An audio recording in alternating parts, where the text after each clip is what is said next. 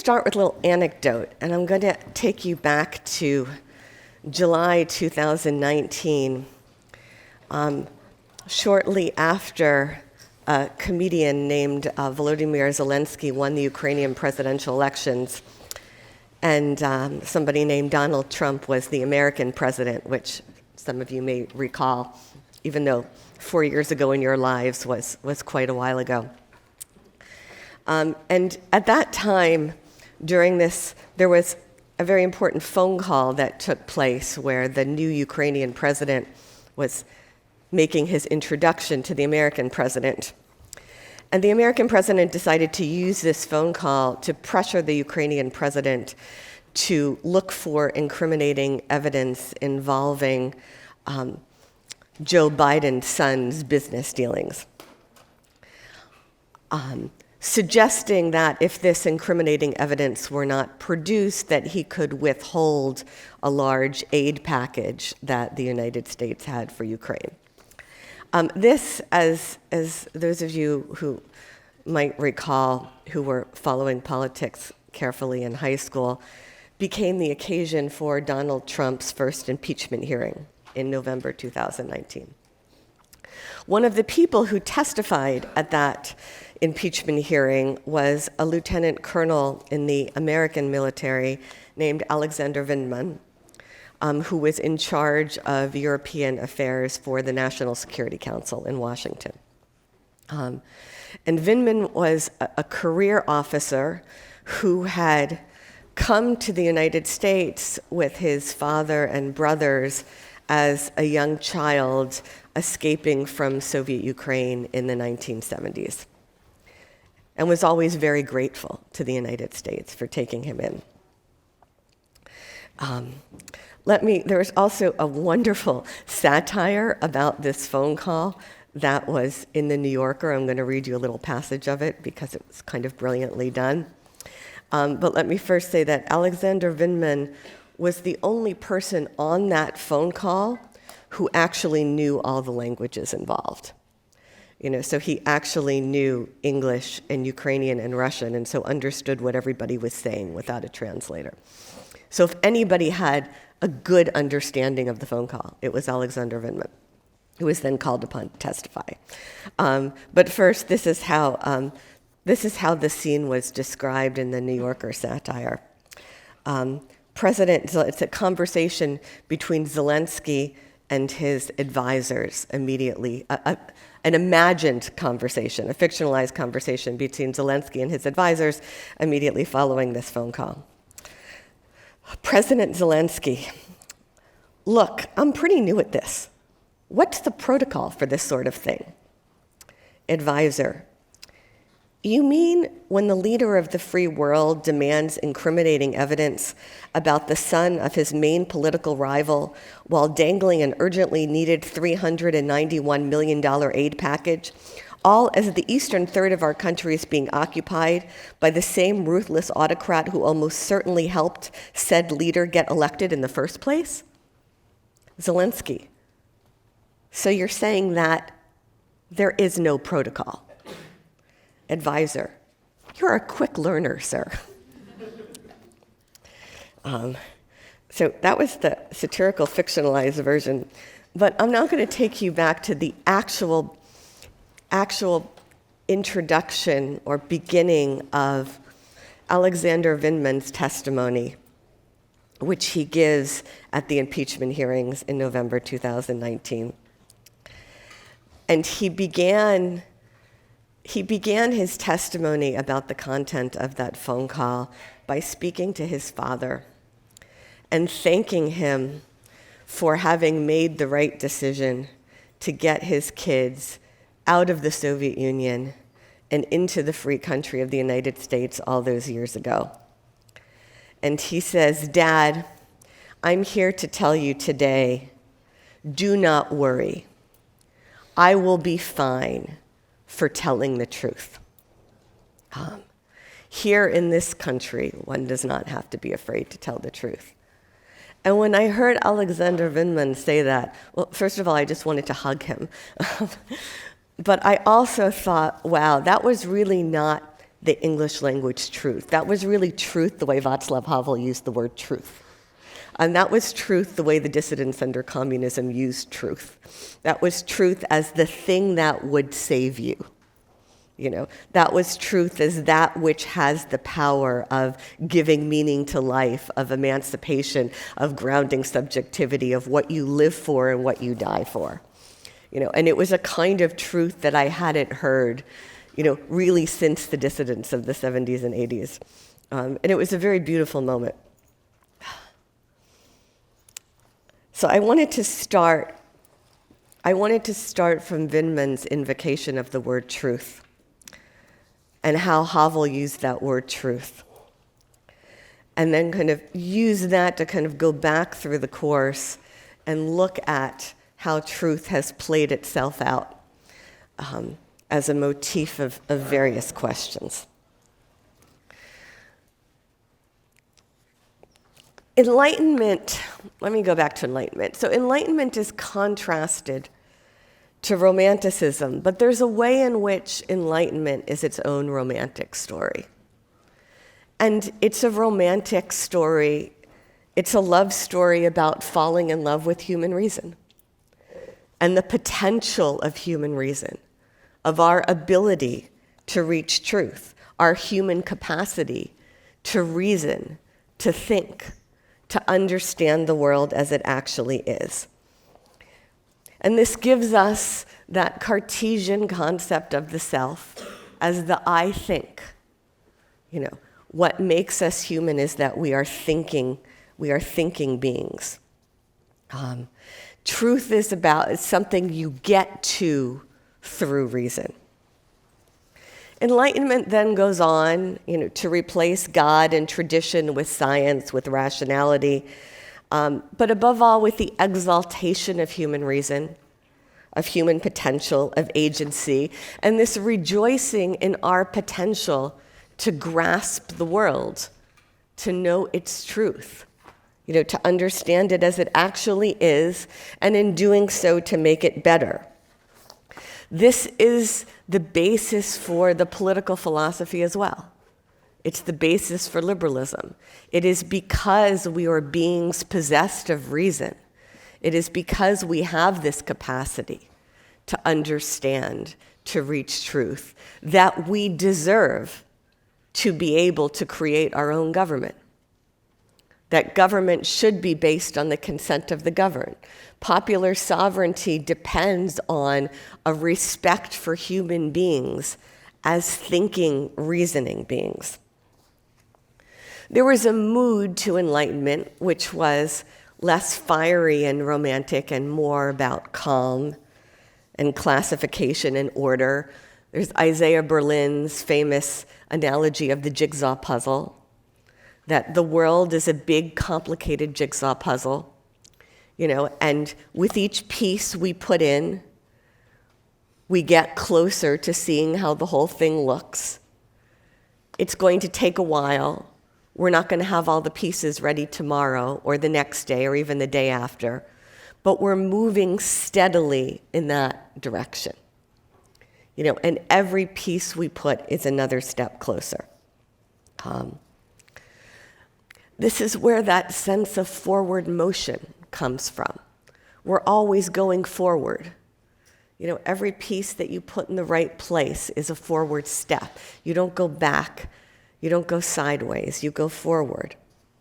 And this self-consciousness about going forward in some ways is less an ideology than it is a kind of mood and an attitude.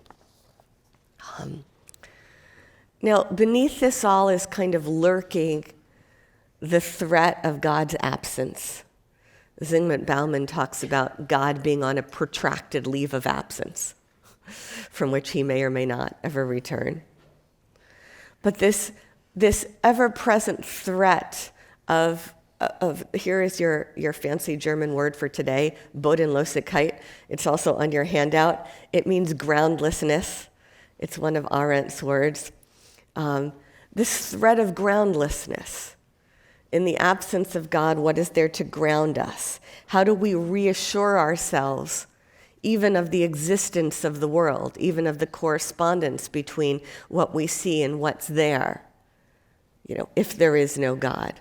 Can reason rise to that occasion?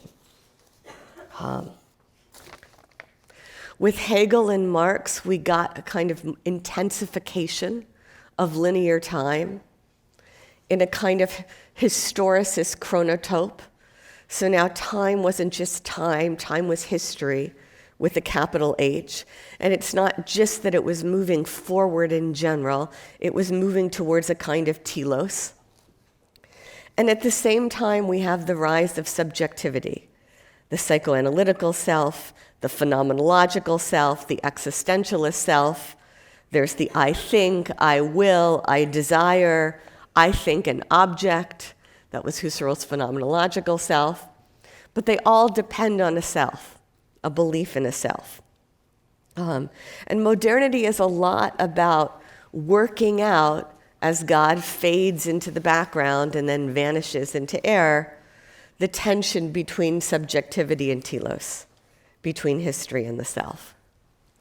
And structuralism then comes in later, already in the 20th century, as an alternative source of order and meaning.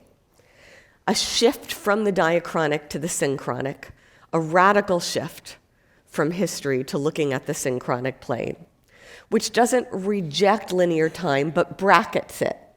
See, once you have this idea that Husserl gives us of bracketing in your head, it's very hard to ever get it out of your head.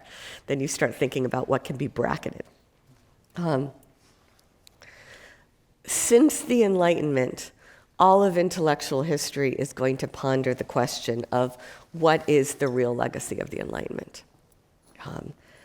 Can we have too much rationality? Can we have the wrong kind of rationality, as Husserl believed? Was the Enlightenment a good thing or a bad thing? So philosophically, the Enlightenment is giving us telos and subjectivity. Politically, it's giving us liberalism. And it's also giving us the rise of nation and class as modern categories for understanding human society. And these kinds of categories are always mediating between the singular and the universal. So you notice that philosophers really like to talk about the singular and the universal, the particular and the general. Once you get into sociology, history, political science, you're in the realm of all these mediating in-between layers, where you're talking about religion, ethnicity, nation, class. There are ways that you mediate between the singular and the universal. There are alternative structures for thinking about the world, for thinking about identity. Ideas will come to be associated with socioeconomic classes and with nations. I think I've tried to encourage you in this class to push back against what are often kind of tacit assumptions that certain ideas or certain philosophies are monopolized by or belong exclusively to or originated purely in some particular group. I mean, one of the things I really want to convey to you about intellectual history as a field is that it is radically cosmopolitan. Ideas move around. Once they are out there, once you say something, you don't know where that will go. You don't know who will hear you, and you don't know who will hear the person who heard you, and you don't know who will hear that person. There are no people who actually live in glass bubbles. Really, we live in this world together in different ways, and ideas move around, often in unsuspected ways over long periods of time, via routes that seem wildly improbable and coincidental, which we could not have predicted. One of the things I did try to anecdotally give you a sense of is how intellectual history moves by encounter. And sometimes you can capture that biographically. Often those moments of encounter are kind of lost. Nobody has documented them. But there are these moments that we can capture when Engels and Marx meet, when Simone de Beauvoir and Sartre meet, when Roman Jakobson and Claude Levi-Strauss meet, when Angela Davis meets Herbert Marcuse, when Frantz Fanon meets Sartre. There are moments when you can kind of actually document encounter among thinkers. And out of that, something new comes. And that's how ideas move. That's how intellectual history moves. That's what makes it exciting. That's what makes it unpredictable. I left you with the encounter between Havel and Michnik last week at the end of that lecture on that mountaintop, which in some ways was wildly improbable because neither one of them was particularly athletic, but they both made it to or is particularly athletic. Adam is very much still alive and still fighting in extremely admirable ways, but not athletically. But they both make it to the top of that mountain, and out of that conversation comes something extraordinary. And I'm going to leave you in about another half hour with an encounter between Jan Patočka and a Polish philosopher named Krzysztof Michalski. But these moments of meeting, are important. Okay. The avant-garde, which you only got one lecture on, but they quintessentially respond in some ways most radically to the rise of nation building and nationalism and the recreation of the map of Europe as a map of nation states after the First World War within aggressive, passionate internationalism. And it's one of the very stunning things about them. The avant-garde's insistence on trying to use all possible languages, on publishing journals in as many languages as possible, as declaring borders passé, as declaring any kind of limitations passé. And there was something very inspiring and magical about that moment. It's a very short-lived moment of the avant-garde, and the avant-garde, I think one of the reasons it burns out is less the internationalism, although one can't do a control study on real life, and more that radical nihilism as radical freedom, that sense of everything is possible and there's no safety net, which is, again, this feeling of Bodenlosigkeit. But they share Sartre's idea of radical emptiness as radical freedom. At a certain moment, they make this leap from radical nihilism and radical contingency to radical utopianism and radical determinism. And in that sense, they are kind of metonym for modernity, which begins with disruption and fragmentation and strives towards wholeness, is always looking for wholeness and looking for groundedness. Rejecting the old order and the old sources of grounding, recognizing the Bodenlosigkeit, recognizing the groundlessness, and trying to overcome it, trying to find a new source of grounding, asking how we can rebuild a home in a world without God. Once we get to Nazism and Stalinism, to various fascist movements, to totalitarianism, we are now talking about social engineering on a grand scale, which in some ways is kind of like the Enlightenment project gone mad, the kind of the Frankensteins of modernity. The idea that everything can be engineered, including human beings. Everything can be categorized and classified and sculpted and perfected and calculated, controlled, mastered, optimized. The appeal was also what Georg Lukács found so seductive about Marxism, Hegelianism, which was the wholeness. Hegel gave you the whole, what Lukács describes as the all-pervasive supremacy of the whole over the parts. And that wholeness felt like a way to overcome groundlessness, a way to bring everything together. When existentialism comes in, especially in Sartre's version, He looks at that groundlessness, at that emptiness, and says, we need to create ourselves by acting. We need to ground our own identity by making choices. The burden of making those choices leaves us in this state of anguish, of anxiety, which is ever pervasive guilt. And guilt then in existentialism is like power for Foucault. It is everywhere. You can't escape the guilt because guilt is inherent in making choices. And the condition of life is such that choices very often are such that no available choice is innocent. There are moments when all possible choices cause suffering. The former communist Arthur Koestler, who becomes one of the most important memoirists of communism and of his break with communism, as well as the author of the most important kind of roman à clef about the Stalinist show trials, called Darkness at Noon. If you want to commune with the Moscow trials of 1930, you could read Darkness at Noon. It's a classic account. It's not a pleasant book.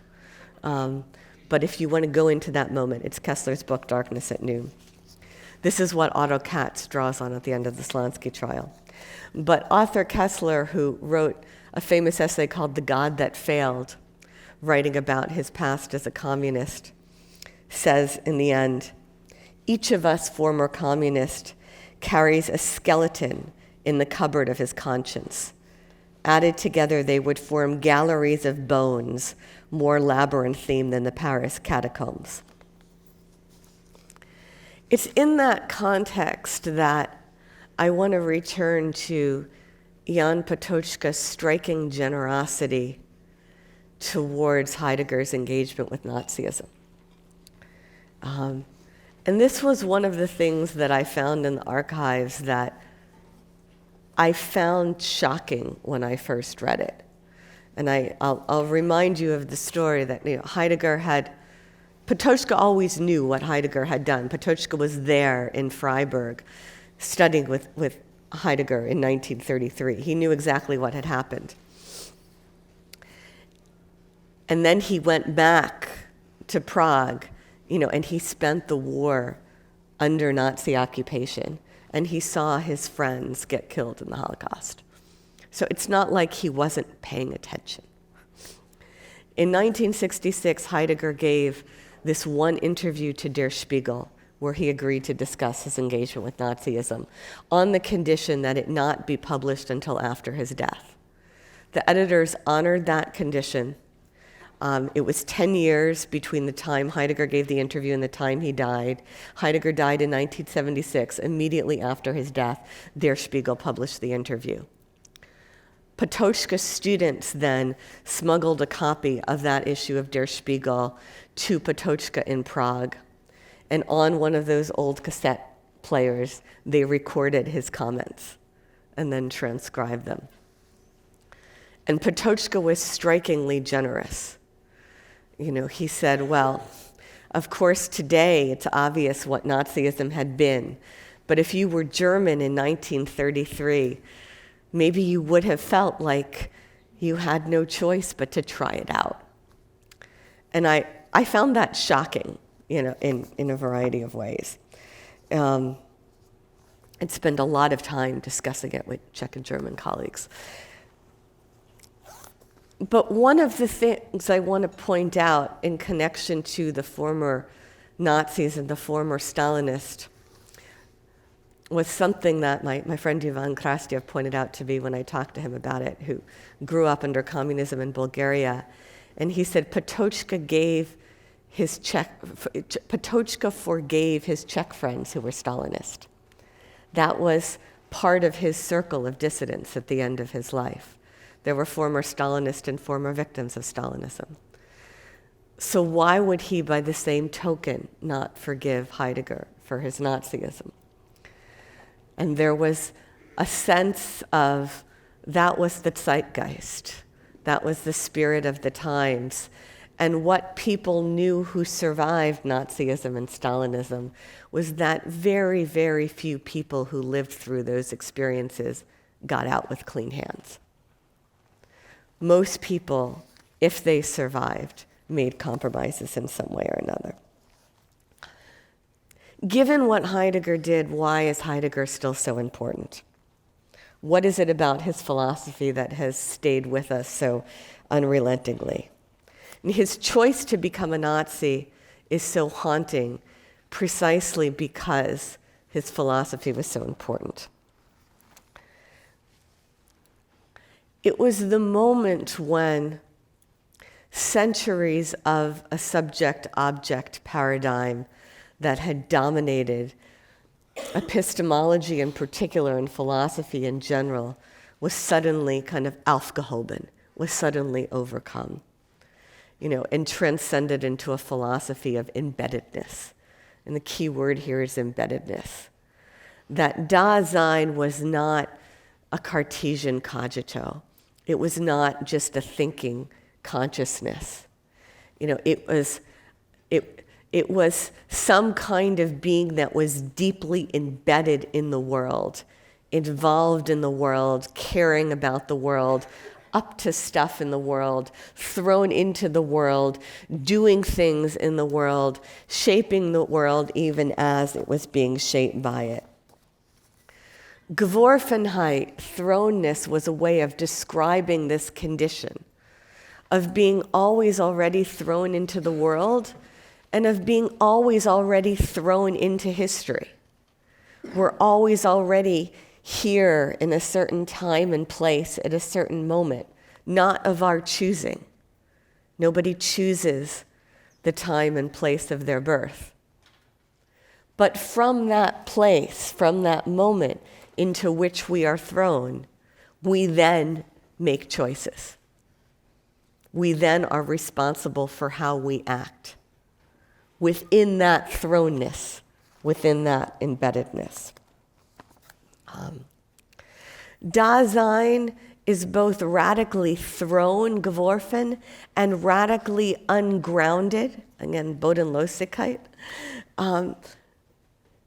because to live authentically means to live in the state of Unheimlichkeit, of not being at home, because we are always already proceeding towards our own non-being, towards the impossibility of our own being, towards our own death.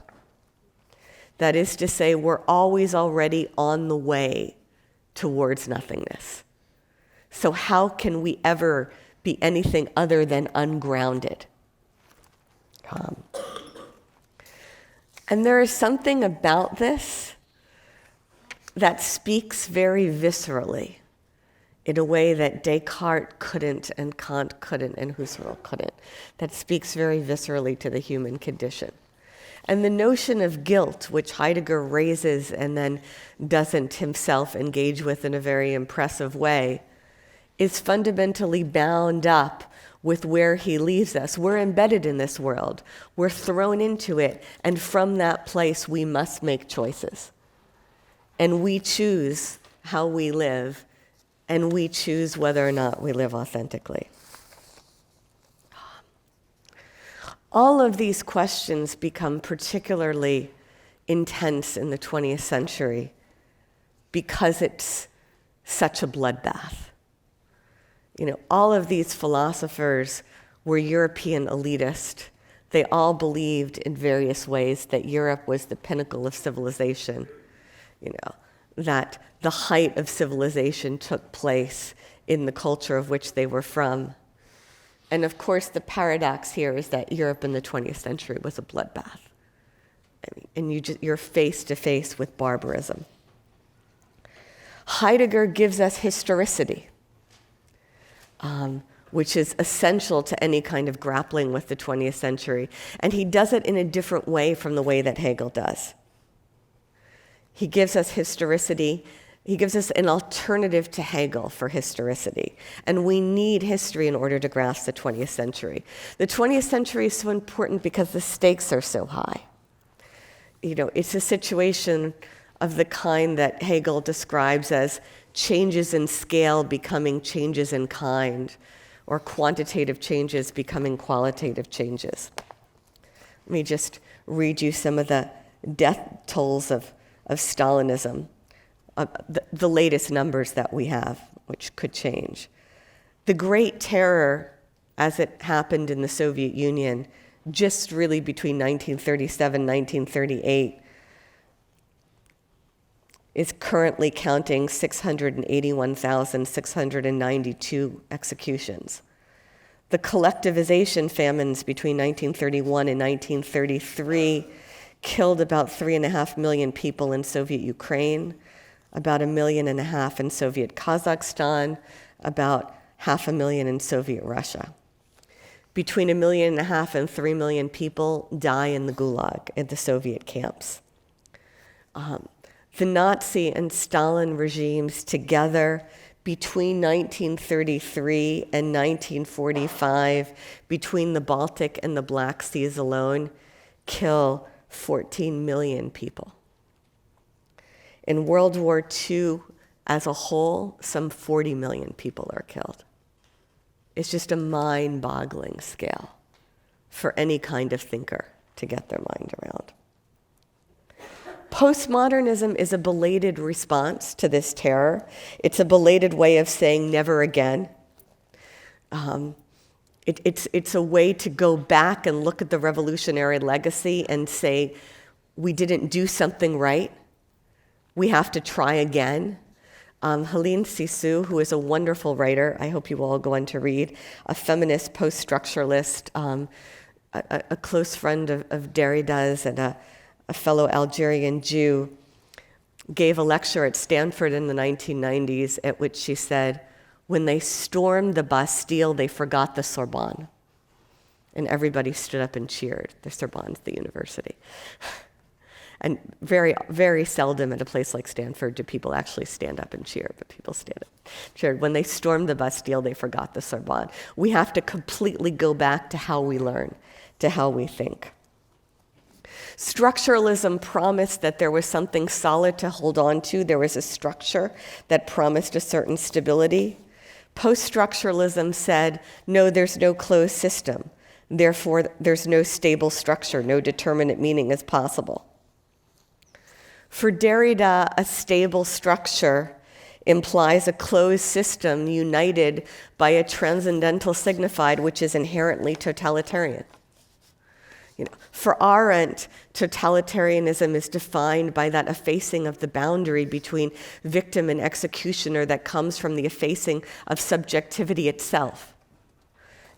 For Derrida, the notion of a transcendental signified is itself something that contains the hidden potential of totalitarianism. There's nothing, he says then, to hold the structure in place. The center, the sacred God, be it immanent or transcendent, it doesn't matter, it doesn't exist.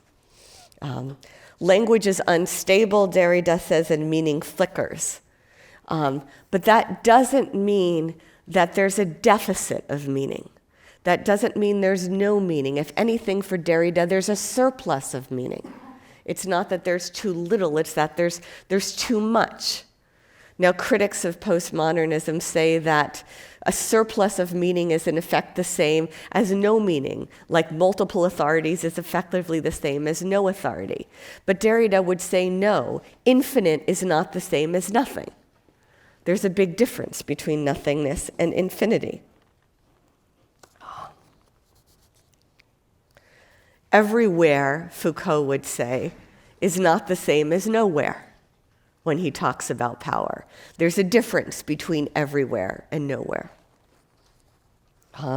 Karl Marx was in some ways untimely when he wrote all that is solid melts into air.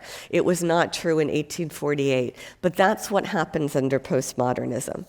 Zygmunt Bauman, the Polish sociologist, takes up this idea and conceives of modernity as an attempt to replace the old solids with new and improved, better, harder, tougher solids.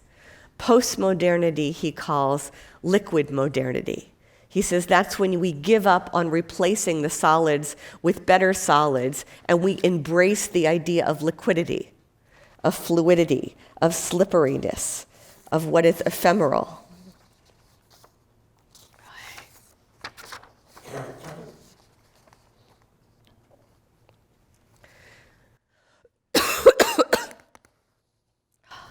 Derrida would insist that deconstruction would always represent the least necessary condition for identifying and combating the totalitarian risk.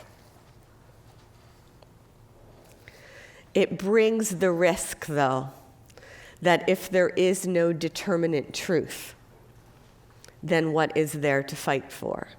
Then what is there to hold on to?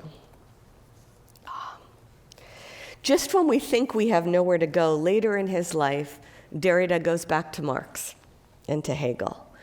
And he writes a beautiful essay called Spectres of Marx in the 1990s about his, in particular, and maybe more generally, our collectively inability to truly say goodbye to Marx and Hegel. And he does this in a deconstructivist mode. He says, there is more than one of them. There must be more than one of them. So it's a kind of, it's a kind of post-structuralist reading of Marx and Hegel.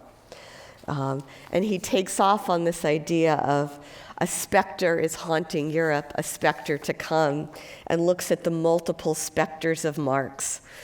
He describes the essay as a hauntology and the need to reclaim the inheritance of the multiple heterogeneous spirits of Marx. That all of these spirits of Marx, the whole ontology of Hegelianism, of teleological time, will continue to haunt us forever. Foucault says something similar in a much more succinct way, and I'm going to read you this passage. And he says, but to truly escape Hegel involves an exact appreciation of the price we have to pay to detach ourselves from him. It assumes that we are aware of the extent to which Hegel, insidiously perhaps, is close to us. It implies a knowledge in that which permits us to think against Hegel of that which remains Hegelian. We have to determine the extent to which our anti-Hegelianism is possibly one of Hegel's tricks directed against us, at the end of which he stands motionless, waiting for us. It's a beautiful passage. Postmodernism, which originated in the critical sensibility of the left, has now become a kind of weapon of the right. Hannah Arendt talked about truth and lies in trying to understand what had happened under totalitarianism.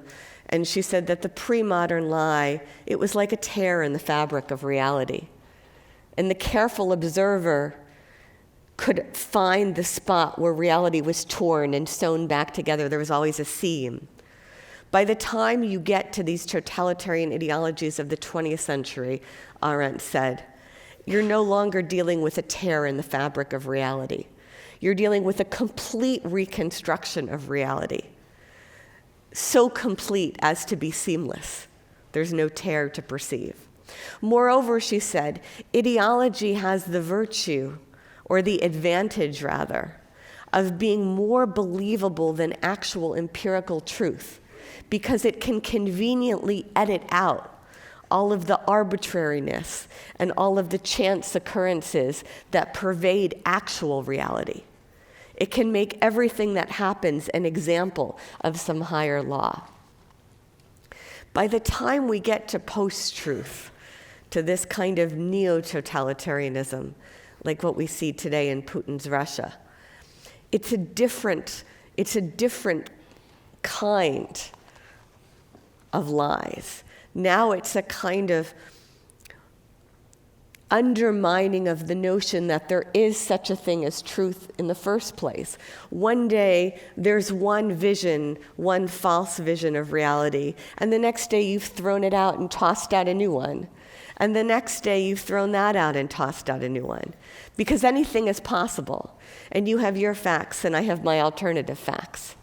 And so now, rather than giving people a version of reality that is false but has its own logic and consistency from day to day, now you're undermining the notion that there is anything like reality or truth in the first place. And this is a whole new level of Bodenlosigkeit. In that context, I feel like it's an excellent time to go back and reread Havel and reread Adam Michnik and look at this moment where even rejecting the notion of any kind of grand narrative, you go back and believe that there must be such a thing as truth.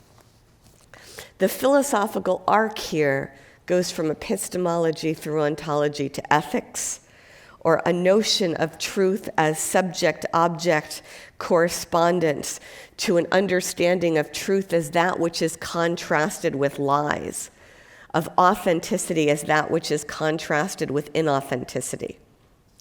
What comes in the middle is history. Now everything is profoundly historical. I now want to, as usual, leave you with some anecdotes about this history. Adam Michnik and the philosopher Krzysztof Michalski were both students of Leszek Kolakowski in Warsaw in March 1968. When the demonstrations began and Adam was imprisoned and everybody was thrown out of that department and the Department of Philosophy shut down, a lot of the students emigrated. Kolakowski and the other professors were thrown out and/or emigrated. And Krzysztof Michalski returned to the university now without his friends and without his advisor under whom he wanted to write a dissertation about Heidegger. And so a friend of Kolakowski's sent the young Krzysztof Michalski to Jan Patočka in Prague and said, that's the person under whom you can write a dissertation about Heidegger. Krzysztof Michalski was born in 1948. Jan Patočka was born in 1907. So over 40 years separated these two men. What brought them together was a shared conviction that Heidegger, at that particular moment in the communist bloc in the 1970s, could be an antidote to Hegel. That Heidegger could be the thinker who could help us see that there could be meaning without wholeness. And there could be some kind of truth without proceeding inexorably, inevitably towards a certain telos.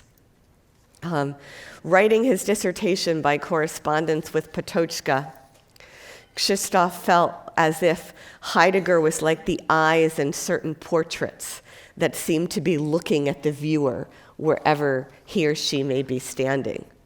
Heidegger was the philosopher who gave him the sense of the weight of every step of his life, was what gave him a sense of life as responsibility, ironically, in certain ways. But it was what Patočka took from Heidegger as well, that it was a philosophy of responsibility because we are always already in the world. We are always already responsible for it, and responsibility, Patočka would say, the thing about it is that we carry it with us everywhere, that it's not just a contingent relationship to this or that, it's an ontological trait of Dasein itself.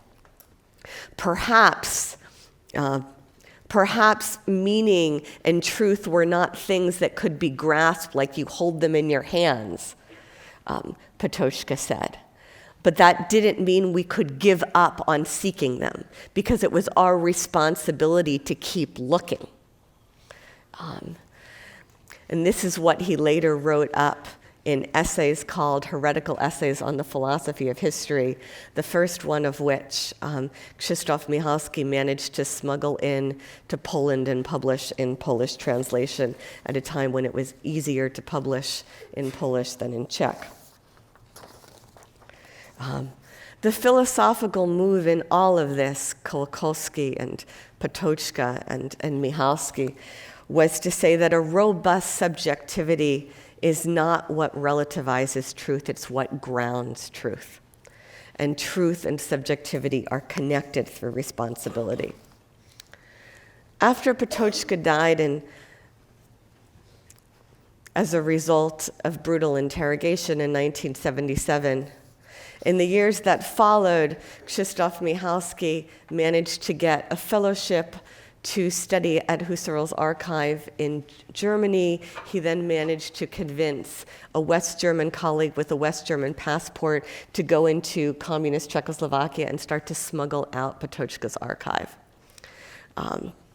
That project of smuggling out Patočka's archive eventually became the center of an institute called the Institute for Human Sciences in Vienna, in Austria, which was the neutral country that was closest to Prague at that time, which is still where Patočka's archive is. Okay, I know I'm kind of running out of time, but let me tell you a couple more stories. I want to say a word about forgiveness, and then a word about Christianity. So let's return to God briefly. Arendt acknowledges that it's Jesus who discovers forgiveness. And it's not only Arendt who forgives Heidegger. Derrida forgives de Man. And both go on to write about forgiveness. Love, Arendt writes, in the human condition, by its very nature is unworldly, and it is for this reason, rather than its rarity, that it is not only apolitical, but anti-political, perhaps the most powerful of all anti-political human forces. The act of forgiving, she says, can never be predicted. It is the only reaction that acts in an unexpected way, and thus retains, though being a reaction, something of the original character of action. Forgiving, in other words, is the only reaction which does not merely react, but acts anew and unexpectedly, unconditioned by the act that provoked it. How can we understand her love? How can we understand forgiveness? How can we understand Heidegger's silence? How can we understand betrayal? Heidegger took over the position of Husserl's assistant from Edith Stein. Edith Stein was not enamored of Heidegger. She was, though, in love with Roman Ingarden, Husserl's other student, his Polish student who had also followed him to Freiburg. I sadly don't have time to go into detail about this story, which, as you might imagine, is a story I love. During the First World War, Edith Stein was a fanatical German patriot, and Roman Ingarden was a Polish patriot, and that ends up coming between them. In any case, in the end, Ingarden marries a Polish woman, and Edith Stein, heartbroken, asks him to burn all her letters. She asks him that the day she receives the letter saying he's married the Polish woman, and he asks him to burn all her letters. He does not burn them. In that way, he betrays her. This is also, of course, how I know this whole story. So I am the beneficiary of this betrayal. She converted to Catholicism. She becomes a Carmelite nun. The Gestapo comes for her in 1942. She's gassed at Auschwitz as a Jew. Years later, teaching in Krakow after the war, Roman Ingarden meets a priest named Karol Wojtyła, who was very interested in phenomenology and its connections to Aristotle and to the philosophy of St. Thomas Aquinas. And Ingarden begins to tell Wojtyła about Edith Stein. And Wojtyła is fascinated and asks Ingarden to put together a private lecture in one of these undergraduate seminars for Wojtyła and a few of his friends on Edith Stein, which Roman Ingarden, with meticulous care, does. And it's a beautiful lecture about her work and extremely respectful. 10 years later, Karl Wojtyła becomes Pope John Paul II. As Pope, Karl Wojtyła canonizes Edith Stein and makes her a saint. You could say that this was in some ways a kind of consolation prize for Ingarden's having left her in favor of the Polish woman. She gets to be sainted. At the canonization at St. Peter's Square in Rome on the 11th of October, 1998, Pope John Paul II says of Edith Stein that she was someone with whom her whole being, she sought the truth. So there's that word truth again. And I'm going to leave you with just one more anecdote about Karl Wojtyła, who canonized Edith Stein, and who was her deep admirer to the very end. Karl Wojtyła took part in this Institute for Human Sciences that Krzysztof Michalski created around Jan Patočka's archive. He was a patron of the Institute. And they convened a conference about the legacy of the Enlightenment, at which Karl Wojtyła was also president, who by then was no longer Karl Wojtyła, but Pope John Paul II. And he listened very carefully to everything that was said for 2 or 3 days of the conference, and then gave his own final remarks.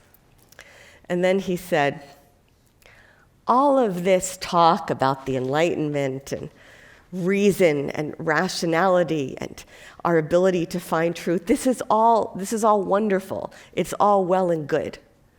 But we should just keep in mind that all of this, the Enlightenment, modernity, it's all just a brief moment in the autobiography of God. Thank you.